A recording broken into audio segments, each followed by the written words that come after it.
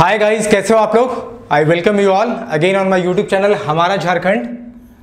सो मैं उम्मीद करता हूं कि आप लोग अच्छे होंगे। और जैसा कि जेपीएससी का टेंटेटिव डेट अनाउंस हो चुका है कि उसकी पीटी लगभग 12 सितंबर को होने वाली है। सो लेट्स सी क्या होता है। और जैसा कि मैंने लगभग 2 प्रैक्टिस सेशन आप लोग को दिया था जो कि झारखंड स्टेट बेस्ड क्वेश्चन थे, जिसके एमसीक्यूज मैंने आप लोगों को कराए थे। ये उसी सीरीज का तीसरा प्रैक्टिस सेशन है। झारखंड स्टेट बेस्ट जितने भी क्वेश्चंस हैं उसी का एमसीक्यूज का ये थर्ड सेशन है जो मैं आपके लिए लेके आया हूँ। सो जो भी बच्चे, जो भी एस्पिरेंट्स नए हैं मेरे चैनल में, जो those who are preparing for any Jharkhand competitive exams, JPSC, JSSC और झारखंड के किसी बड़े एग्जाम की तैयारी कर रहे हैं, they can join my channel. Jharkhand की सारी इन्फॉर्मेशन तो मैं आपको दूंगा ही, along with if you are preparing for state PCS and IAS you can also join my channel. And this is me your mentor and guide. तो जिन्होंने मेरे चैनल को सब्सक्राइब नहीं किया है they can subscribe to my channel, everything is free here. और जो लोग ने मेरा झारखंड स्टेट बेस्ड एमसीक्यू के प्रैक्टिस सेशन 1 और 2 नहीं देखा है उसको भी देख लेना। देखो, जितना प्रैक्टिस करोगे ना to crack the exam, it is very important to do a lot of practice. और जब आप बहुत सारा प्रैक्टिस कर लेते हो ना तो एग्जाम के दिन जो आपको अनवांटेड प्रेशर आपके ऊपर बिल्ड होता है वो नहीं होगा। सो विदाउट वेस्टिंग टाइम हम लोग चलते हैं, हम लोग आगे बढ़ते हैं, ठीक है। So this is Jharkhand specific questions MCQs practice session 3। हमने 2 प्रैक्टिस सेशन 1 और 2 कर लिया था।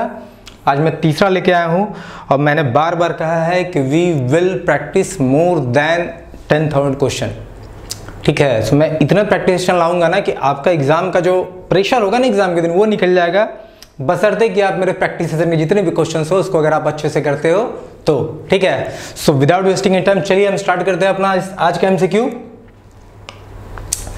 So our first question is who started ताना भगत मूवमेंट? Who started ताना भगत मूवमेंट? की ताना भगत मूवमेंट की शुरुआत किसने करी थी, ठीक है। So there are 4 option, 4 option है, आप देख के बताओ अगर किसी को पता है तो। जतरा उरांव, शिबू उरांव, थेब उरांव और none of the above. So the correct answer for this guys is Jatra Oraon, A. कि ताना भगत मूवमेंट का स्टार्ट जतरा उरांव ने किया था। ये मूवमेंट 1914 में लॉन्च किया गया था, मैं आपको बताऊं। और मूवमेंट का जो मेन रीजन था ना कि ब्रिटिशर्स, जमींदार, लैंडलॉर्ड्स ने टैक्सेस काफ़ी बढ़ा दिए थे। तो ये जो ट्राइबल कम्युनिटी ग्रुप है ना, इन्होंने उनके अगेंस्ट में फाइट किया था, ठीक है। सो 1914 में ताना भगत मूवमेंट स्टार्ट हुआ। आप याद रखना, देखो मैं हमेशा बोलता हूँ कि जब मैं पढ़ाऊंगा ना तो मैं बहुत सारा एक्स्ट्रा बीट दूंगा। अगर मैं यहाँ प्रैक्टिस सेशन में 25 क्वेश्चन लेके आया हूँ तो बिलीव मी कम से कम आप 50 की तैयारी कर रहे हो, ठीक है। मैं हर क्वेश्चन से जुड़ा हुआ कोई ना कोई एक्स्ट्रा बीट देता ही हूँ। और इसलिए मैं आपको बोलता हूँ कि when you are saying watching my practice session please make a note out of it, ठीक है। आप अलग से निकाल कर रखो, पेन पेपर लेके कुछ नोट्स लिखते जाओ। और if anything is not possible at least screenshot तो लेके रखो ताकि रिवाइज कर पाओ। तो चलिए, who started Tana Bhagat movement? Answer is correct answer is Jatra Oraon, A. और ताना भगत मूवमेंट 1914 में स्टार्ट किया गया था। अब मूवमेंट स्टार्ट करने का मेन रीजन था ना कि ब्रिटिशर, जमींदार, लैंडलॉर्ड्स ने टैक्सेस काफ़ी बढ़ा दिए थे, तो इस ट्राइबल कम्युनिटी ने उनके अगेंस्ट में मूवमेंट स्टार्ट किया था, ठीक है। सो अब 1914 जतरा उरांव, 2 चीज़ याद रखना। अच्छा, अगेंस्ट किसके? ब्रिटिशर्स, लैंडलॉर्ड्स, जमींदार्स जो टैक्सेस हाइक के वजह से, ठीक है, टैक्सेस हाइक के वजह से, ठीक है। अब बंगम Majhi was a leader in. अच्छा, आज मैं आपको बताऊं कि जितने भी क्वेश्चंस आज के प्रैक्टिस सेशन में है ना, ये सारे के सारे क्वेश्चंस एग्जाम में आए हुए हैं। ये सारे के सारे क्वेश्चंस एग्जाम में आए हुए हैं। एक बीट या एक ऑप्शन भी मैंने इसमें चेंज नहीं करा है, मैंने कहीं कहीं से पिक किया जो मुझे अच्छा लगा। सो ये सारे के सारे एग्जाम में क्वेश्चंस आए हुए हैं। सो प्लीज़ आप एक भी क्वेश्चन को इग्नोर मत करना, एक एक क्वेश्चन आपको पढ़ जाना है, ठीक है, याद कर लेना है। You have to keep in your mind. So Bangam Majhi was leader in Hari Baba movement, Satyadharma movement, Safa Hor movement और Sardar movement. So the correct answer for this is Safa Hor movement. आप याद रखना, सफा होड़ मूवमेंट, होड़ मूवमेंट। देखो, संथाल विद्रोह का फेलियर होने के बाद ना ये मूवमेंट स्टार्ट किया गया था। और संथाल विद्रोह का मेन फेलियर का रीज़न क्या देखा गया कि जो धार्मिक भावना, जो स्पिरिचुअल जो रिलीजियस भावना जो थी ना, स्पिरिट थी, रिलीजियस स्पिरिट, वो बहुत कम था। इस कारण से वो संथाल जो रिवोल्ट जो है, वो विद्रोह जो है वो फेल हुआ। तो उसके बाद ये सफाहोड़ मूवमेंट को स्टार्ट किया गया। इस मूवमेंट में राम नाम का मंत्र दिया गया लोगों को, ठीक है। मतलब एक तरह से धार्मिक भावनाएं तो कम थी, तो चारित्रिक भावनाएं उनको बल देने के लिए राम नाम का जाप करने को बोला गया। साथ में मांस मदिरा नहीं खाने के लिए, अपने धर्म के प्रति रुझान बढ़ाने के लिए बहुत सारी चीज़ें की गई थी। आपको उतना नहीं जानना, बस इतना जान के रखना है कि संथाल विद्रोह के बाद इस मूवमेंट को लॉन्च किया गया था। बंगम मांझी सफाहोड़ मूवमेंट से एसोसिएटेड हैं, सफाहोड़ आंदोलन से एसोसिएटेड हैं। So our third question is where is black soil found in Jharkhand, कि झारखंड में काली मिट्टी कहाँ पाई जाती है। देखो ये क्वेश्चन ना बहुत बार रिपीट हुआ। अगर कुछ नहीं पता, if you don't know the soil distribution in Jharkhand, at least कुछ ऐसे क्वेश्चंस हैं ना जो बार बार आते हैं। So at least you should be acquainted with those questions, ताकि आप एग्जाम में अच्छे से कर पाओ। तो ब्लैक सॉइल जो है ना झारखंड में, आप याद रखना कि राजमहल माउंटेन रीजन जो है, देखो अगर मैं झारखंड का मैप बनाऊं ना, तो ये राजमहल रीजन है। ये जो रीजन है ये लगभग राजमहल का रीजन, ये राजमहल रीजन है। राजमहल जो रीजन है ये है, ठीक है। सो ब्लैक सॉइल जो है राजमहल माउंटेन रीजन में पाया जाता है। करेक्ट आंसर क्या होगा? सी होगा। याद रखना, Rajmahal mountain region is famous for black soil. Black soil काली मिट्टी के लिए। वैसे मैं आपको बता दूं कि दामोदर वैली रीजन जो है ना, वो रेड सॉइल के लिए फेमस है, रेड सॉइल के लिए, ठीक है। दामोदर वैली रीजन जो है वो रेड सॉइल के लिए फेमस है। और पलामू रीजन जो है ना, वो लैटेराइट सॉइल यहाँ पे ज़्यादा मिलता है। लैटेराइट जो सॉइल है, लैटेराइट सॉइल पलामू रीजन में मिलते हैं, ठीक है। सो देखो मैं क्वेश्चन में एक एक्स्ट्रा बिट बताते जा रहा हूँ। दामोदर वैली रीजन के में कौन सा सॉइल टाइप? Red soil. अब पलामू रीजन में कौन सा है? तो लैटेराइट। रांची और पलामू का जो रीजन है ना, बेसिकली यहाँ लैटेराइट सॉइल पाए जाते हैं, ठीक है। सो चलिए, और ये रहा राजमहल का इलाका। ये जो राजमहल माउंटेन्स रीजन है, यहाँ काली मिट्टी पाई जाती है। सो थर्ड का आंसर जो था वो था सी। अब चलते हैं, देखते हैं what is the main history of Jharkhand economy. देखिए ये क्वेश्चन शायद मैंने प्रैक्टिस किसी एक में दिया भी है कि झारखंड इकोनॉमी का, झारखंड का जो अर्थव्यवस्था है उसका मेन स्टेक क्या है, मतलब किस पे मुख्य केंद्रित है, वो आधारित किस पे है। तो देखो माइनिंग, हमेशा याद रखें माइनिंग, ठीक है। झारखंड का जो मेन स्टे है इकोनॉमी का ना, वो माइनिंग है। मैंने इस बारे में लगभग प्रैक्टिस सेशन में ही बोला है, और मैंने जो वीडियोस बनाए हैं नो योर स्टेट 1 to 3, उसमें ही मैंने बताया कि देखो माइनिंग जो है ना, झारखंड एक इकलौता ऐसा स्टेट है जो 40% मिनरल रिजर्व कंजर्व किए हुए इंडिया का। 18% इसका कंट्रीब्यूशन है, 18% कंट्रीब्यूशन है किसमें? एनएमपी में, नेशनल मिनरल प्रोडक्शन में। आप सोच सकते हो, नेशनल मिनरल प्रोडक्शन में 18% का कंट्रीब्यूशन झारखंड देता है। So this is a very big chunk, you know. और 40% मिनरल रिजर्व कंजर्व किया हुआ है। तो झारखंड की जो मेन अर्थव्यवस्था है ना, वो माइनिंग पे निर्भर करती है। वैसे भी देखो एक लाइन बहुत बार आपने सुना होगा कि बिहार से झारखंड को बांट देने के बाद ना, तो झारखंड एक ऐसा स्टेट है जहां मिनरल्स, खनिज पदार्थ बहुत भरे हुए हैं, ठीक ना। बिहार के पास बहुत कुछ छिन गया झारखंड जब बट गया, तो ठीक है। तो आप इसको याद रखना। मुझे लगता है कम से कम 3,000-4,000 करोड़ से ऊपर का मतलब अर्थव्यवस्था को सपोर्ट देता है माइनिंग इंडस्ट्री, ठीक है, झारखंड में। So what is the main history of Jharkhand economy? Mining. 40% total mineral reserve का कंजर्व किया हुआ है, total mineral reserve of India. और 18% जो है ना एनएमपी की तरफ, नेशनल मिनरल प्रोडक्शन की तरफ इसका कंट्रीब्यूशन है, ठीक है। चलिए हम देखते हैं, और हमारा जो 5वां प्रश्न है वो है कि how much amount was allocated to the state of Jharkhand by the planning commission under the 10th 5-year plan. जो 10वां 5-year प्लान था, उसमें झारखंड सरकार को कितना फंड एलोकेट किया गया था, कितना अमाउंट एलोकेट किया गया झारखंड स्टेट को, जो 10th 5-year प्लान था उसमें, ठीक है। किसी कोई आइडिया है क्या? 10th 5-year जो प्लान था उसमें झारखंड को कितना फंड एलोकेट किया गया था? सो the correct answer for this question is guys 14,632 crore रुपए एलोकेट हुए थे। कितना? 14,632 करोड़, ठीक है। इतना पैसा 10th 5-year प्लान में प्लानिंग कमीशन ने झारखंड सरकार को दिया था, एलोकेट किया था, ठीक है। So correct answer is a, okay. Now हम अपना छठा क्वेश्चन देखते हैं कि from the point of view of population what is the position of Jharkhand amongst the state of India. कि झारखंड में का अगर आप पॉपुलेशन जनसंख्या के आधार पर देख रहे हो तो कौन सा पोजीशन है? देखो बहुत ही सिंपल क्वेश्चन है, मैंने बताया है, ठीक है, फिर भी आप देख लो इसको। सो बताओ गाइस क्या इसका आंसर होगा? झारखंड का पॉपुलेशन के आधार पे, झारखंड का पॉपुलेशन के आधार पे इंडिया में क्या रैंक है बताओ? 11वां, 12वां, 13वां बताओ। सो ये जो क्वेश्चन है मुझे लगता है कुछ बच्चे तो इसमें फंसेंगे, गलत करेंगे, पर ठीक है, जो नहीं फंसेंगे उनके लिए अच्छा है। बहुत सिंपल क्वेश्चन है कि एक्चुअली झारखंड का पॉपुलेशन वाइज इंडिया में 14th रैंक है। कौन सा रैंक है? 14th रैंक है, जो कि यहाँ ऑप्शन में बिल्कुल नहीं है। देखो 11, 12, 13 दिया हुआ, उसका नन ऑफ दीज दिया हुआ है। So the correct answer of this question will be D, none of these. क्या होगा? D, none of these. क्योंकि मैं आपको बताऊं कि झारखंड का पॉपुलेशन वाइज, चलो मैं एक बार रिकॉल करा रहा हूं, देखो पॉपुलेशन वाइज झारखंड का, पॉपुलेशन वाइज झारखंड का 14th रैंक है, और एरिया वाइज, एरिया वाइज क्या है? 15th रैंक है। दोनों याद रखना आप, ठीक है बहुत छोटे क्वेश्चंस लेकिन पूछे जाते हैं। सो भाई जो क्वेश्चन पूछे जाते हैं उसको तो जानना ही है ना। सो झारखंड का ये जो क्वेश्चन था 6 नंबर में, इसमें 14th नहीं था, so none of these will be the answer. और पॉपुलेशन वाइज 14वां स्थान है और एरिया वाइज 15वां स्थान है, ठीक है।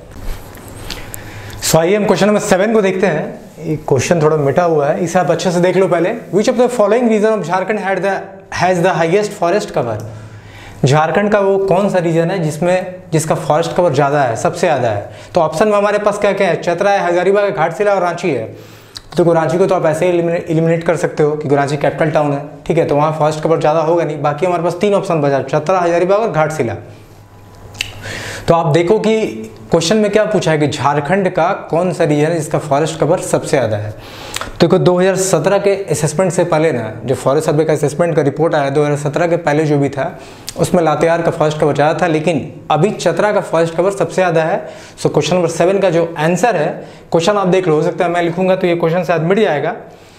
सो झारखंड के कौन सी रीजन का फॉरेस्ट कवर ज़्यादा है? ऑप्शन में हमारे पास है चतरा, हजारीबाग, घाटशिला और रांची। आंसर विल बी ए, चतरा। चतरा का फॉरेस्ट कवर ज़्यादा है, 2017 के असेसमेंट के रिपोर्ट के हिसाब से चतरा का फॉरेस्ट कवर ज़्यादा है। अब क्वेश्चन नंबर 8 देखो, which area does Jharkhand fall out, which area does Jharkhand fall under in the agro climatic zone classified in the planning commission 1989 report? कि 1989 में जो प्लानिंग कमीशन की रिपोर्ट आई थी उसमें झारखंड जो है वो एग्रो क्लाइमेटिक जोन क्या होता है? कृषि जलवायु क्षेत्र, कृषि जलवायु क्षेत्र। तो झारखंड जो किस एरिया के एग्रो क्लाइमेटिक जोन में फॉल करता है according to the planning commission report of 1989? 1989 के प्लानिंग कमीशन रिपोर्ट के हिसाब से झारखंड जो है वो कौन से एग्रो क्लाइमेटिक जोन के एरिया में आता है, ठीक है। So the correct answer of this question will be eastern plateau and hill region. C will be the correct answer कि झारखंड जो है eastern plateau and hill region के कृषि जलवायु क्षेत्र में आता है। और अगर आप एग्रो क्लाइमेटिक जोन को समझना चाह रहे हो तो सिंपली इतना ही समझो कि it is a part of land under the major climatic condition, ठीक है। मतलब क्लाइमेटिक कंडीशन को देखते हुए वहां पे जैसे किस क्लाइमेटिक कंडीशन को देखते हुए, जैसे वहां का देखो टेम्परेचर देखोगे, सॉइल का टाइप क्या है, soil type, temperature, soil type, water की अवेलेबिलिटी कितनी है, वाटर अवेलेबिलिटी, रेनफॉल क्या है उस एरिया का। तो इन सब चीज़ों को देखते हुए हम डिसाइड करते हैं कि भाई वो जो भी स्टेट है वो किस एग्रो क्लाइमेटिक जोन में आता है। एग्रो क्लाइमेटिक जोन का सिंपल मीनिंग हो गया कि वो पार्ट ऑफ लैंड जो क्लाइमेटिक इन्फ्लुएंस में है। इन सब चीज़ों को देखते हुए हम डिसाइड करते हैं। आपको पता होगा कि झारखंड एक ऐसा स्टेट है जिसमें लगभग 1200 से 1600 mm की वर्षा हर साल होती है, ठीक है। सो वैसे भी जो झारखंड को ना 3 सब ट्रॉपिकल एग्रो क्लाइमेटिक जोन में बांटा गया है, ठीक है। उतना आपको जानने की जरूरत नहीं है, पर मैं फिर भी बता दे रहा हूँ कि झारखंड को 3 सब ट्रॉपिकल एग्रो क्लाइमेटिक जोन में बांटा गया है। एक है आपका central and eastern climatic zone, एक है आपका western climatic agro climatic zone और एक है आपका साउदर्न एग्रो क्लाइमेटिक जोन। ठीक है, तो ये 3 बेसिकली एग्रो क्लाइमेटिक जोन में से फिर से सब डिवाइड किया गया है। और झारखंड वैसे तो 1989 के रिपोर्ट के हिसाब से eastern plateau and hill region के क्लाइमेटिक जोन में फॉल करता है। ठीक है, अब चलिए हम देखते हैं नेक्स्ट क्वेश्चन। देखो क्वेश्चन पूछा है कि the Baidyanath temple in Deoghar is one of the blank Shiva Jyotirlinga of India and one of the, जो बैद्यनाथ टेम्पल झारखंड में है जो कि बहुत ही फेमस टेम्पल है, सावन में यहाँ लोगों का हुजूम लगा हुआ रहता है, काफ़ी भीड़ रहती है, इसे बाबा धाम का नाम से भी जानते हो, बहुत फेमस लॉर्ड शंकर का बहुत फेमस मंदिर है। तो ये पूछ रहा आपसे कि जो बैद्यनाथ टेम्पल देवघर में है वो कौन सा ज्योतिर्लिंग है। पहले तो मैं आपको बताऊं कि टोटल इंडिया में 64 ज्योतिर्लिंग है। कितने? 64 ज्योतिर्लिंग हैं, लेकिन उसमें से 12 को ही खासा इंपॉर्टेंस दिया गया है, 12 को ही काफी महत्वपूर्ण बताया गया है। ठीक है, सो ये 12वां है, ये जो बैद्यनाथ धाम में जो है ये 12वां शिव ज्योतिर्लिंग है। और एंड वन ऑफ द 51 होगा, 51 शक्तिपीठ है हमारे भारत में। तो 51 शक्तिपीठ में से इसे एक शक्तिपीठ का दर्जा प्राप्त है। ठीक है, तो देखो आपको जो याद रखना है ना, वो आपको ये याद रखना है कि भारत में 51 तो शक्तिपीठ है, शक्तिपीठ जिसे आप बोलते हो, 12 ज्योतिर्लिंग है, 7 सप्तपुरी हैं और 4 जो हैं वो धाम है। ठीक है, सो ये आपको देखो याद रखना है। इसी कॉन्सेप्ट से निकल के एक क्वेश्चन बना है कि बैद्यनाथ धाम में जो आपका लॉर्ड शिवा का जो ज्योतिर्लिंग है कौन सा नंबर का ज्योतिर्लिंग है, तो 12वां ज्योतिर्लिंग है, जो 51 शक्तिपीठ में से एक शक्तिपीठ का दर्जा उसे प्राप्त है। So the correct answer of this question will be C will be the correct answer, 12 और 51। ठीक है, आई होप आपको समझ में आ रहा होगा। इसको आप जरूर याद रखना कि 51 शक्तिपीठ है भारत में, 12 ज्योतिर्लिंग है, 7 सप्तपुरी और 4 मेजर धाम है। ये लगभग बहुत लोगों को पता होगा, पर मैंने फिर भी रिकॉल करा दिया। देखो कहां से क्वेश्चन निकल के आता है। ठीक है, अब क्वेश्चन नंबर 10 को देखो।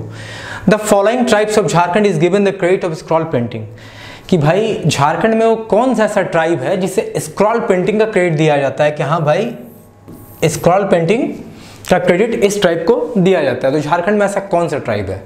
So you have option of Santhal, Kharwar, सबर एंड नॉन ऑफ दीज। से किसी को आइडिया है स्क्रॉल पेंटिंग होता क्या है? देखो स्क्रॉल पेंटिंग जो है ना, ये एक स्क्रॉल पेंटिंग जो है ये एक आपका एशियन ट्रेंड पेंटिंग है। ठीक है,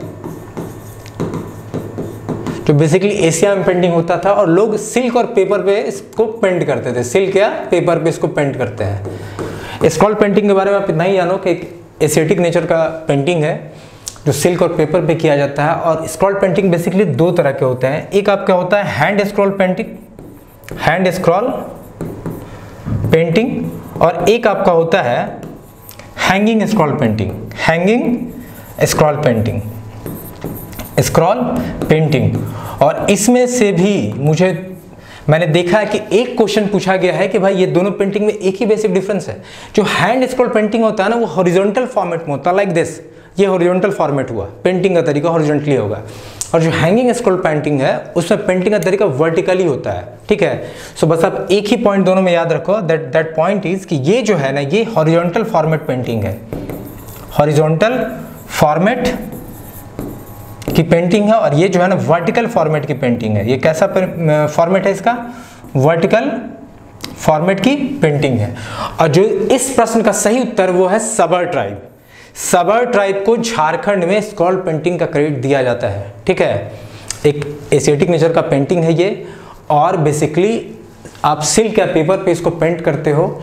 और बेसिकली 2 फॉर्मेट में पेंट होता है, एक हॉरिजॉन्टल फॉर्मेट, एक वर्टिकल फॉर्मेट। जो हॉरिजॉन्टल फॉर्मेट की पेंटिंग होती है इसे हैंड स्क्रॉल पेंटिंग बोलते हैं, और जो वर्टिकल फॉर्मेट की पेंटिंग होती है उसे हैंगिंग स्क्रॉल पेंटिंग भी बोलते हैं। ठीक है, देखो मैं हर क्वेश्चन में जो एक्स्ट्रा बीट है ना, वो मैं आपको बताते चल रहा हूँ। इसलिए मैं हमेशा बोलता हूँ when you are watching my practice session ना, आप एक नोटबुक अपने पास रखो ताकि आप क्वेश्चंस को लिख सको, जो एक्स्ट्रा पॉइंट बता रहा हूँ उसको लिख सको। देखो इसमें तो ये क्वेश्चन पूछ लिया है, कभी हो सकता है आपसे पूछ ले सप्तपुरी कितना है, धाम कितने हैं, तो मैं एक्स्ट्रा बीट आपको बताते चलता हूँ हर क्वेश्चन से जुड़ा हुआ, ताकि आप एक क्वेश्चन पढ़ रहे हो लेकिन आपका अगला 2 क्वेश्चन तैयार हो जाए। ठीक है, 11 देखो, which of the following archer does not belong to Jharkhand. कि इसमें से कौन आर्चर जो हैं जो झारखंड से बिलोंग नहीं करते हैं? मधुमिता कुमारी, पूर्णिमा महतो, दीपिका कुमारी और अरुणा मिश्रा। सो देखो, अगर ये क्वेश्चन कोई देखेगा ना तो क्वेश्चन को और कंफ्यूज बनाया जा सकता था एस्पिरेंट को, लेकिन मतलब कि कंफ्यूज किया ही नहीं गया। देखो, इसमें से क्लियरली जब आप 4 नाम को देखोगे तो उसमें से एक नाम जो है ना वो एक बॉक्सर का है, ठीक है। और आपसे पूछा आर्चर, तो भाई बॉक्सर तो आर्चर होगा नहीं, तो बाकी तुम छोड़ो झारखंड से कौन है कि नहीं है वो भूल जाओ। सीधे इसका ऑप्शन जो होगा ना, आंसर जो होगा डी होगा। अरुणा मिश्रा जो है, अरुणा मिश्रा वो एक इंडियन बॉक्सर है, ठीक है, एक इंडियन फीमेल बॉक्सर है। आपको मैं बताऊं, he is an Indian boxer जो कि जमशेदपुर से बिलोंग करती हैं, जो कि झारखंड में है, ठीक है, जो कि जमशेदपुर से बिलोंग करती है, जो कि झारखंड में है। और अगर इनके बारे में कुछ जानना चाहते हो तो जानो, इन्होंने 2003 में एशियन चैंपियनशिप में गोल्ड जीता था और 2004 में बॉक्सिंग का वर्ल्ड कप भी जीता था इन्होंने। सो बहुत ही फेमस पर्सनालिटी है अरुणा मिश्रा। आप याद रखना कि इंडियन बॉक्सर है, जिन्होंने 2003 में, 4 में और भी इनके अवार्ड्स है, बहुत कुछ इन्होंने जीता है। मुझे जो याद है मैंने आपको बताया कि इंडियन बॉक्सर है, बेसिकली झारखंड से बिलोंग करती है, जमशेदपुर से। और 2003 में ये एशियन चैंपियंस में गोल्ड जीती थी, 2004 में इन्होंने वर्ल्ड कप जीता है, ठीक है। सो ये रहे इनके पार्ट। तो Aruna Mishra clearly is a boxer, so archer के कंडीशन में तो आ नहीं रही हैं, so D is the correct answer, ठीक है। अब देखते हैं from the point of view, question number 12, from the point of view of bauxite reserve Jharkhand holds, कि बॉक्साइट रिजर्व के अगर पॉइंट ऑफ व्यू से देखिए तो झारखंड का कौन सा स्थान है? बॉक्साइट रिजर्व के पॉइंट ऑफ व्यू से देखें तो झारखंड का कौन सा स्थान है इंडिया में? देखो, मैंने नो योर स्टेट में बहुत कुछ कवर करा है। 3 प्रैक्टिस सेशन, देखो ये मेरा तीसरा प्रैक्टिस सेशन, आप उसमें जाना, तीनों प्रैक्टिस सेशन को आप देख लो और मेरे नो योर स्टेट के वीडियो में जाना। 70 से 80% क्वेश्चन मैंने वहाँ बता दिया है, ठीक है। सो भाई ऐसा है कि इसका भी आंसर मैंने दे रखा था। मैं फिर से उस चीज़ को आपको रिकैप करा रहा हूँ, ध्यान देना कि जब भी मिनरल की बात आएगी ना तो पहला पॉइंट तो आप याद रखो कि झारखंड एक सिंगल स्टेट है, 40% मिनरल रिजर्व किया हुआ है। देखो इतना पॉइंट तो आप याद रखो, 40% मिनरल रिजर्व किया हुआ है, 18% कंट्रीब्यूशन है एनएमपी में, ठीक है। कोल में झारखंड का फर्स्ट रैंक है इंडिया में, आयरन ओर में झारखंड का 2nd रैंक है, कॉपर में झारखंड का 3rd रैंक है और बॉक्साइट में झारखंड का 7th रैंक है, 7th रैंक है। देखो, कभी कोल में पूछता है, कभी आयरन में पूछता है, कभी कॉपर में, कभी बॉक्साइट में। इस एक क्वेश्चन में मैंने आपको 5 क्वेश्चन कंप्लीट कराया है, ठीक है। सो बॉक्साइट रिजर्व में झारखंड का कौन सा पोजीशन है? 5वां, 6ठा, 7वां, 8वां? Correct answer is 7th position है। आप इसको जरूर याद रखो, कोल में 1st, आयरन ओर में 2nd, कॉपर में 3rd और बॉक्साइट में 7th। तो झारखंड का यहाँ 7वां रैंक है बॉक्साइट में। So correct answer is B, 7th। Question number 12 का आंसर क्या है? 7th। ये मैंने वहाँ जो आयरन, मतलब वहाँ जो मिनरल्स वनरल्स पढ़ा है ना झारखंड में, सो हाँ मैंने इसको बता दिया था। आप मेरे वीडियो को नो योर स्टेट 1 to 3 को पूरा का पूरा देखो, आपको फायदा होगा। अब एक क्वेश्चन पूछा कि this festival is mainly for animal. ये फेस्टिवल जो है मेनली जानवरों के लिए है, ठीक है, पेट्स जो है एनिमल उनके लिए है। तो बताओ कौन सा फेस्टिवल है? ये भी मैंने कि सारे के सारे झारखंड के फेस्टिवल को मैंने कवर करा है नो योर स्टेट के वीडियो में। आई थिंक लास्ट जो video know your state 3rd में, उसमें मैंने फेस्टिवल्स, फेयर, ये सब कुछ को, डांस सबको कवर कराया। आप उसमें जाकर देखना, आपको वहाँ से भी आंसर मिल जाता। मैं भी बताऊँगा। देखो एनिमल के लिए ना 2 ही मेजर फेस्टिवल मुझे जहाँ तक याद है, एक है सोहराई और दूसरा है बंदना। ये दोनों फेस्टिवल एनिमल के लिए हैं।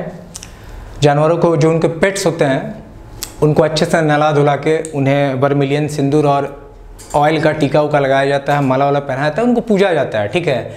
सो बंदना जो है और सोहराई, ये दोनों फेस्टिवल एनिमल के लिए सेलिब्रेट होते हैं। किसके लिए सेलिब्रेट किया जाता है? एनिमल के लिए किए जाते हैं। बंदना जो होता है कार्तिक अमावस्या को होता है, कार्तिक अमावस्या को होता है, अमावस्या के होता है, याद रखना आप, ठीक है। कार्तिक जो है, अरे बंदना जो है कार्तिक अमावस्या को होता है और बेसिकली यही जानवरों के लिए है। करेक्ट आंसर क्या है इसमें? इसमें देखो सोहराई नहीं है, इसमें बंदना है, जानी शिखर है, रोहिणी है, हाल पुण्य है। तो बंदना यहाँ जो होगा करेक्ट आंसर होगा। और अगर सोहराई होता तो सोहराई भी जानवरों के लिए ही होता है, जो पेट्स होते हैं उन्हीं के लिए होता है। So Bandna is the correct answer. अब देखो एक क्वेश्चन है कि during ancient time, see the question, during ancient time this was known Biru Kashipur Pargana ruled by king Katangdev. कि भाई ये जो बीरू काशीपुर परगना है, ये जो बीरू का, देखो मैं पहले क्वेश्चन सुन लो अच्छे से। शिट मैन, ये जो बीरू काशीपुर परगना है और ये जो ऑप्शन है दुमका, कुर्मी, सिमडेगा, बिरोर, इसमें से किस पार्ट को बीरू काशीपुर परगना बोला जाता था, जिसके राजा जो थे कटंगदेव थे, जिसके राजा जो थे वो कटंगदेव थे। ठीक है, सो ये जो क्वेश्चन है वो क्वेश्चन है कि झारखंड के किस क्षेत्र को बीरू काशीपुर परगना के नाम से जाना जाता था। मैं नाम लिख देता हूँ यहाँ पे। ठीक है, बीरू काशीपुर परगना, किस क्षेत्र को बीरू काशीपुर परगना के नाम से जाना जाता था, जिसके जो राजा जो थे कटंगदेव थे। सो इसका जो आंसर है वो है सिमडेगा। सिमडेगा वो क्षेत्र था, वो रीजन था, वो एरिया था जिसे बीरू काशीपुर परगना के नाम से जाना जाता था, जिसके राजा कटंगदेव थे। ठीक है, so our answer is C. अगर किसी ने क्वेश्चन नहीं देखा तो एक बार फिर से देख लो कि प्राचीन समय में बीरू काशीपुर परगना किसे जाना जाता था, और जो जिस पे कटंगदेव राजा ने, जो राजा कटंगदेव थे जिस पर रूल किया था, तो सिमडेगा ही वो क्षेत्र है जिसे बीरू काशीपुर परगना के नाम से जाना जाता था। सो हम चलते हैं आगे। हमारा नेक्स्ट क्वेश्चन है 15, जोहार। झारखंड में आप लोग जब घूमते हो बहुत जगह आप देखो लोग बोलते हैं जोहार, जोहार झारखंड। ठीक है, बड़ा फेमस वर्ड है झारखंड का। ठीक ना, एक तरह की पहचान है झारखंड का जोहार। ठीक है, सो अब क्वेश्चन पूछा गया एग्जाम में कि द फुल फॉर्म ऑफ जोहार, जोहार का फुल फॉर्म क्या है। अब बताओ, बहुत लोग जोहार बोलते तो हैं लेकिन इसका फुल फॉर्म जानते नहीं है। सो 4 ऑप्शन दिया हुआ है कि जोहार का फुल फॉर्म क्या है। A, Jharkhand opportunity of harnessing rural growth, B, Jharkhand opportunity for horticulture and rural, C, Jharkhand on high agriculture rate growth and D, Jharkhand on heavy agriculture rural growth. So guys इसका जो करेक्ट आंसर है वो ए है कि झारखंड में जो जोहार बोला जाता है, जोहार का फुल फॉर्म है Jharkhand opportunity for harnessing rural growth. ठीक है, so A is the correct answer. Jharkhand opportunity for harnessing rural growth is the full form of Johar. आप याद रखना, जानना भी चाहिए। ठीक है, सबको जानना चाहिए, तो इसको आप याद रखना कि ए इज द करेक्ट आंसर। अब देखो पूछा है कि irrigated area in Jharkhand state, के झारखंड में कितना इरिगेटेड एरिया है जो खेती के लायक है, इरिगेशन के लायक है। ठीक है, सो लगभग 3 लाख हेक्टेयर, लगभग 4 लाख हेक्टेयर, लगभग 5 लाख और लगभग 2 लाख हेक्टेयर। तो झारखंड में कितना क्षेत्र है जो किसी के लायक है, तो the correct answer of this question is 3 lakh hectare. 3 lakh hectare जो एरिया है वो झारखंड में इरिगेशन के लायक है। ठीक है, the correct option of this question is ए।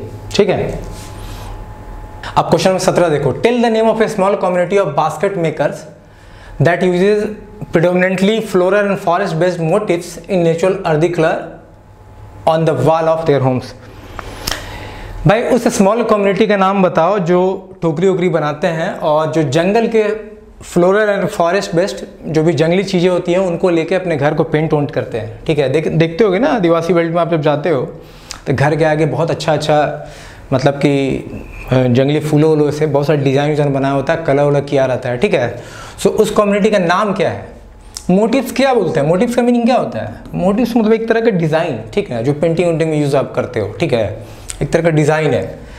सो ये जो स्मॉल कम्युनिटी जो घर के आगे कलर वलर करती है, जो बेसिकली बास्केट मेकर्स हैं, जो टोकरी वोकरी बनाने वाले लोग हैं, इस कम्युनिटी का नाम है तूरी। क्या नाम है इसका, तूरी। याद रखना, आंसर इज सी।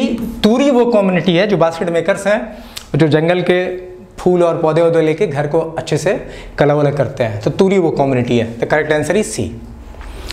अब देखो, how many district of Jharkhand are at the top of NITI Aayog list of ambitious district for the duration of December 18 से जनवरी 2019। कि कितने झारखंड के डिस्ट्रिक्ट को नीति आयोग के टॉप लिस्ट में शामिल किया गया था एज एन एम्बिशियस डिस्ट्रिक्ट, जो कि दिसंबर 2018 से जनवरी 2019 के बीच में शामिल किया गया था। क्वेश्चन को देख लो फिर समझ लो कि झारखंड में कितने ऐसे डिस्ट्रिक्ट थे जिन्हें एम्बिशियस डिस्ट्रिक्ट के रूप में नीति आयोग के टॉप लिस्ट में शामिल किया गया था। और किस समय के दौरान? तो दिसंबर 2018 से जनवरी 2019 के दौरान, ठीक है। सो झारखंड के टॉप लिस्ट में 3 डिस्ट्रिक्ट को शामिल किया गया था। एमबीसीएस डिस्ट्रिक्ट में 3 डिस्ट्रिक्ट को शामिल किया गया था झारखंड के तरफ से नीति आयोग के टॉप लिस्ट में। सो झारखंड के तरफ से नीति आयोग के टॉप लिस्ट में 3 डिस्ट्रिक्ट को शामिल किया गया था। आप याद रखना, एज एन एम्बिशियस डिस्ट्रिक्ट के रूप में कितने डिस्ट्रिक्ट को शामिल किया गया था? सो the correct option of this question is 3। Again I am repeating कि झारखंड से 3 डिस्ट्रिक्ट को एम्बिशियस डिस्ट्रिक्ट के रूप में शामिल किया गया था। कहाँ? नीति आयोग के टॉप लिस्ट में, जो कि दिसंबर 2018 से जनवरी 2019 के बीच में बनी थी। सो करेक्ट आंसर इज 3। अब 19 देखो, अब ये बोल रहा है कि प्रधानमंत्री जो जन आरोग्य योजना है, जो आयुष्मान भारत का योजना निकला है, उसमें जो टोल फ्री नंबर है वो कहाँ से प्रॉम्प्ट हुआ है? देखो किस तरह क्वेश्चन पूछ लेते हैं, कौन एक्सपेक्ट करेगा इस टाइप क्वेश्चन, ठीक है। पर चलो क्वेश्चन आया, एग्जाम के प्रश्न मैंने पहले ही बोला है, इस प्रैक्टिस सेशन में जितने भी क्वेश्चन सारे एग्जाम्स में आए हुए हैं। सो प्रधानमंत्री जो जन आरोग्य योजना है आयुष्मान भारत, उसमें जो टोल फ्री नंबर है वो कौन सा है इसमें से? सो C1455। ये लोगों की अवेयरनेस बढ़ाने के लिए, लोगों में इसकी जागरूकता बढ़ जाए, इसलिए इस प्रश्न को एग्जाम में डाला। आप समझ लो कि ये जो प्रधानमंत्री जन आरोग्य योजना है, जो आयुष्मान भारत की योजना है, ये बहुत बड़ी योजना है। इंडिया जैसे कंट्री में जहाँ 120-130 करोड़ का पॉपुलेशन है, वहाँ पे इस योजना को लॉन्च करना, ये बहुत हिम्मत की बात है जो भारत सरकार ने की है। इतने बड़े पॉपुलेशन को फ्री ऑफ कॉस्ट, मतलब अगर आप उसको हेल्थ मेडिकल फैसिलिटी प्रोवाइड कर रहे हो ना, this is nearly impossible for any country, पर भारत ने वो करने का साहस दिखाया है। और इसी लोगों में अवेयरनेस बढ़ाने के लिए इस क्वेश्चन को डाल दिया गया है, ठीक है। कि जो टोल फ्री नंबर क्या है, आयुष्मान भारत का टोल फ्री नंबर क्या है? तो 14555, याद रखना आप, क्या है? 14555, सी इज द करेक्ट आंसर। अब क्वेश्चन 20 को देखो, पॉपुलेशन डेंसिटी ऑफ झारखंड। बहुत इजी क्वेश्चन है, मैक्सिमम लोगों को पता होगा। 414 पॉपुलेशन डेंसिटी झारखंड का क्या है? आंसर इससे 414 पर्सन पर स्क्वायर किलोमीटर, ये पॉपुलेशन डेंसिटी है। और पॉपुलेशन डेंसिटी क्या होती है मैंने बताया है, 1 किलोमीटर एरिया में जितने भी लोग रहते हैं, जितने भी लोग आपसे टकरा जाएंगे मिल जाएंगे, वही आपका टकरा जाएंगे मिल जाएंगे, कहने का मतलब है 1 किलोमीटर एरिया में जितने लोग रहते हैं, that is the population density, ठीक है। 1 किलोमीटर के एरिया में, तो झारखंड की पॉपुलेशन डेंसिटी है 414। कहने का मतलब अगर झारखंड के 1 किलोमीटर रेंज में आप जाते हो तो लगभग ऐसा उम्मीद है कि 414 लोग ऑन एन एवरेज आपको मिलेंगे, ठीक है। सो ये 414 is the correct answer. Population density of Jharkhand is 414। अब क्वेश्चन नंबर 21 देखो, which city of the government of India has not been proposed to be developed as a smart city by the government of Jharkhand? कि झारखंड के सरकार ने इनमें से किन city को स्मार्ट सिटी के लिए गवर्नमेंट ऑफ इंडिया को प्रपोज नहीं किया है? मतलब इन चारों सिटी में से किस सिटी के लिए को झारखंड सरकार ने स्मार्ट सिटी बनाने का प्रपोजल नहीं दिया है गवर्नमेंट ऑफ इंडिया को, ठीक है। सो देखो, आप ऐसे भी ऑप्शन गेस कर सकते हो, रांची को तो दिया ही होगा, जमशेदपुर को दिया ही होगा, ठीक है, क्योंकि ये दोनों झारखंड के one of the developed city में से हैं। अब देवगढ़ और जामताड़ा में ऑप्शन बचता है किसको, इसी में से आपको कोई आंसर आपको निकालना है। So the correct answer of this question is Jamtara, ठीक है। D is the correct answer. Jamtara ऐसा सिटी है जिसे कि स्मार्ट सिटी के लिए प्रपोज नहीं किया गया है, ठीक है। So our correct answer of question number 21 is D, Jamtara ऐसा सिटी है जिसे स्मार्ट सिटी के लिए प्रपोज नहीं किया है झारखंड सरकार ने। अब क्वेश्चन नंबर 22 को देखो। क्वेश्चन नंबर 22 क्या बोल रहा है कि Bokaro is famous for its steel plant. Bokaro steel plant के लिए फेमस है, हाँ है। यहाँ पे कौन सा स्टील प्लांट है? यहाँ पे सेल है, सेल, जिसे कि आप बोलते हो steel authority of India limited, steel authority of India limited.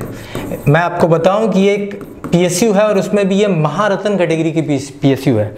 देखो पीएसयू में बहुत सारी कैटेगरियां होती है, नवरत्न, मिनरत्न, महारत्न।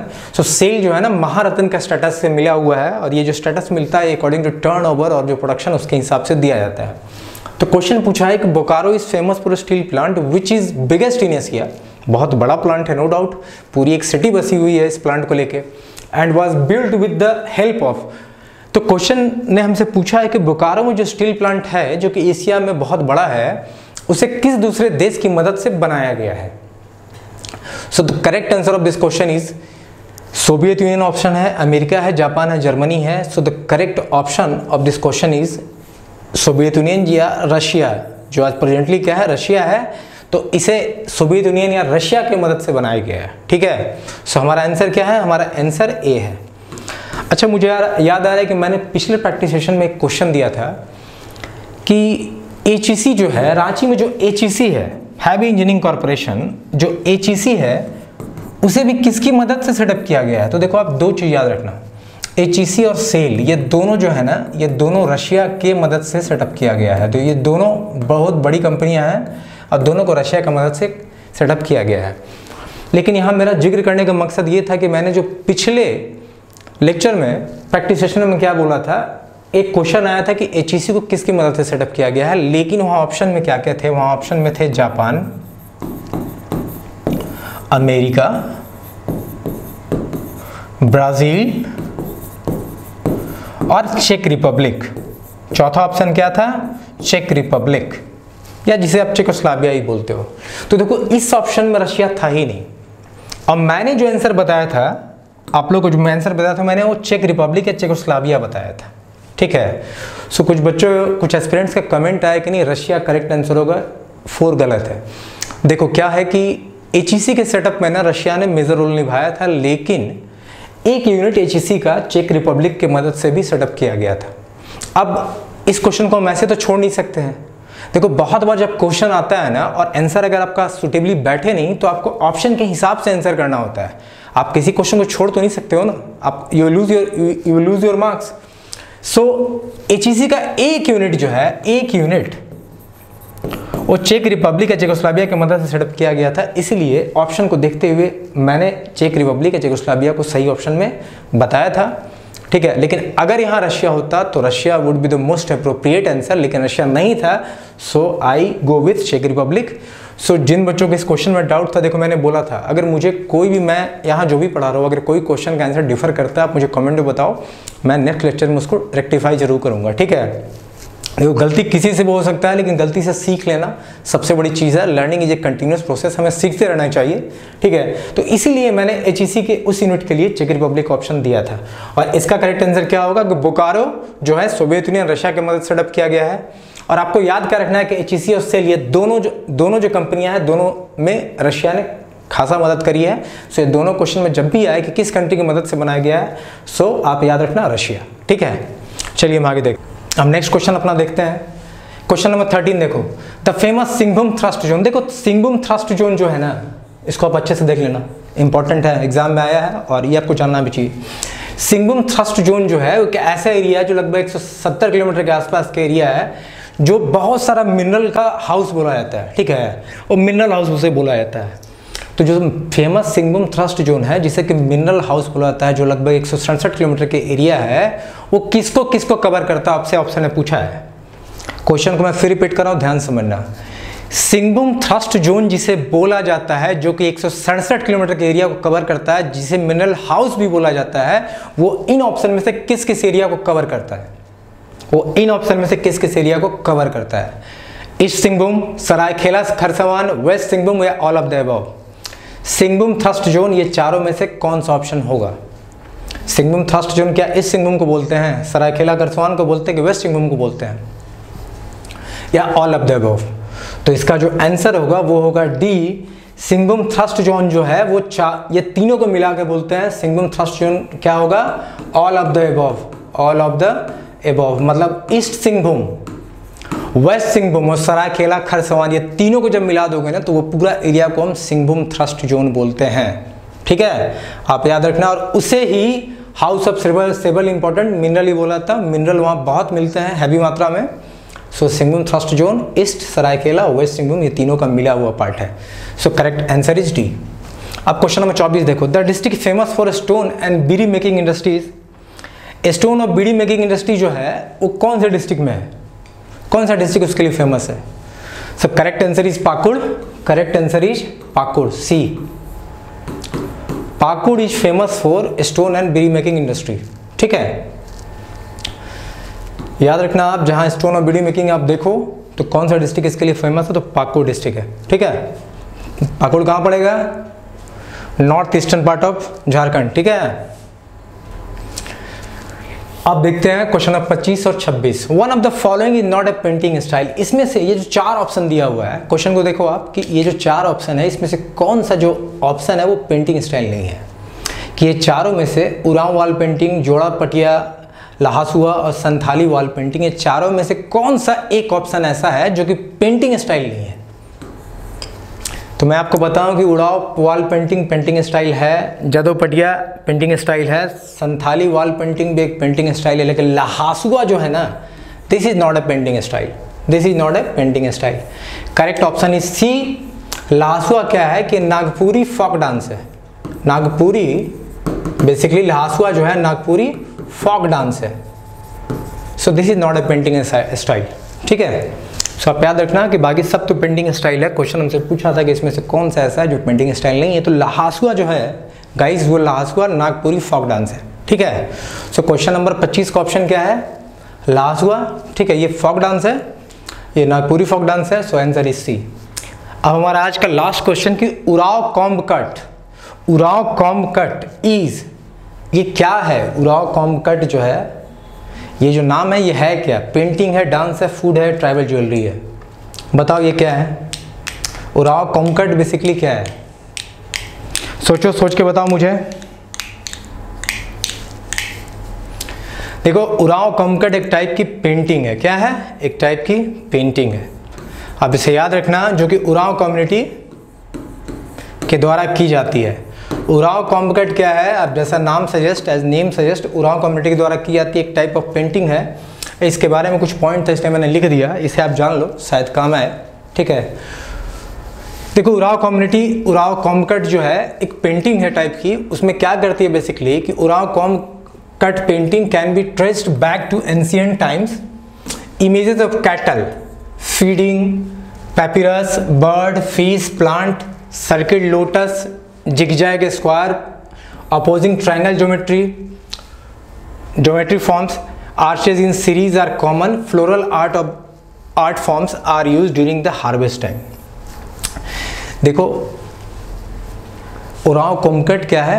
उराव कम्युनिटी का एक पेंटिंग का स्टाइल है जिसमें वो बहुत सारे जानवरों की, ठीक है, उनके खाते हुए, घूमते हुए, ठीक है, सर्किल लोटस का, जिगजैग में, या ट्रायंगल, बहुत सारा ट्रायंगल का डिजाइन वो सब बनाते हैं। ठीक है, बेसिकली हार्वेस्ट टाइम में, हार्वेस्ट सीजन में इसको पेंटिंग वो करते हैं। ठीक है, ये बेसिकली हार्वेस्ट टाइम जब उनका होता है तो उसमें ये पेंटिंग उनका प्रचलन है, जिसमें वो क्या करते हैं, स्क्वायर्स, ट्रायंगल्स, एनिमल का, फीडिंग, बर्ड्स का, फिश का, बहुत सारा पेंट बनाते हैं। तो इसी को हम उराव कॉम्ब कट पेंटिंग बोलते हैं। ठीक है, ये आपको प्राचीन ज़माने में जो पेंटिंग होते थे आपको पुराना भी देखने को मिलते हैं। ये बहुत पुराना पेंटिंग का स्टाइल है।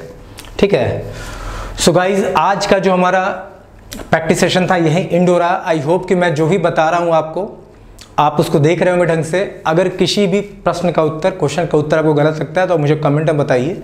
ठीक है, अगर गलत होगा तो मैं भी उसे रेक्टिफाई कर लूँगा। देखो, लर्निंग शुड बी एक कंटिन्यूस प्रोसेस। अगर हमें कुछ नहीं आता है तो सीखने में कभी भी हमें आपत्ति नहीं करनी चाहिए। अगर कोई ऐसा ऑप्शन था जो गलत है, अगर मैंने कुछ गलती से बोला होगा, आप मुझे कमेंट में बताना। I will make that right in the next lecture. मैं बता दूँगा कि भाई हाँ ये सही था, ये नहीं था। टिल देन मैं जो भी बता रहा हूँ आप उसको ध्यान से देखो। और जो लोग मेरे चैनल से नहीं जुड़े हैं, हमारे झारखंड से जो लोग जेपीएससी जेएसएससी की तैयारी कर रहे हैं, झारखंड के बड़े एग्जाम्स की, आप मेरे चैनल को सब्सक्राइब करो। ठीक है, जो भी नीडी एस्पिरेंट है you can share my channel. और जिन्होंने टेलीग्राम का नोट्स नहीं ज्वाइन किया, देखो बहुत लोग मुझसे पूछ रहे थे कि नोट्स कहाँ मिलेगा, तो भाई मेरे टेलीग्राम चैनल का लिंक आपको दे रखा है नीचे डिस्क्रिप्शन में, आप उसको ज्वाइन करो। नोट्स आपको, आप जब मांगोगे तो मैं नोट्स वहीं दूंगा। ठीक है, सो जिन्होंने मेरा टेलीग्राम चैनल नहीं ज्वाइन किया वो इसे ज्वाइन कर लिया। और जो चैनल को सब्सक्राइब नहीं किया हो, क्योंकि ऐसे ही हम बहुत सारे एमसीक्यूज लेके आने वाले हैं, झारखंड पे ही नहीं, एग्जाम में जितने भी होंगे। ठीक है, मैंने पहले ही आपको बोला कि हम बहुत सारे क्वेश्चंस का प्रैक्टिस करेंगे ताकि आपका एग्जाम के दिन कोई अनवांटेड प्रेशर न रहे और you will be able to crack the exam. So till then stay safe, work hard. फिर हम मिलते हैं नेक्स्ट प्रैक्टिस सेशन में। ठीक है।